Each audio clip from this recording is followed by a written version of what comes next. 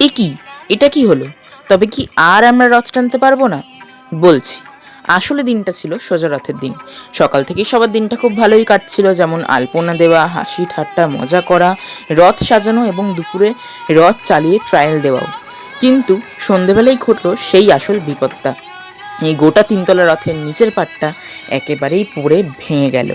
কিন্তু এই বলে না, ঠাকুরের আশীর্বাদ থাকলে সব সম্ভব। তেমনই কিছুক্ষণ পর আমাদের মাথায় একটা বুদ্ধি এলো এবং আমরা এই তিনতলা রথকে দোতলায় কনভার্ট করলাম। এবং ফাইনালি ঠাকুরের আশীর্বাদেই কিন্তু আমাদের এই রথ বেরিয়ে পড়লো তার মাসির বাড়ি যাওয়ার উদ্দেশ্যে।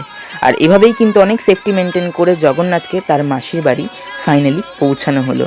আর এই রকমই হই হুল্লোড় ঠাট্টা হাসি খাওয়া দাওয়া করেই আজকের দিনটা আমরা এভাবেই শেষ করলাম।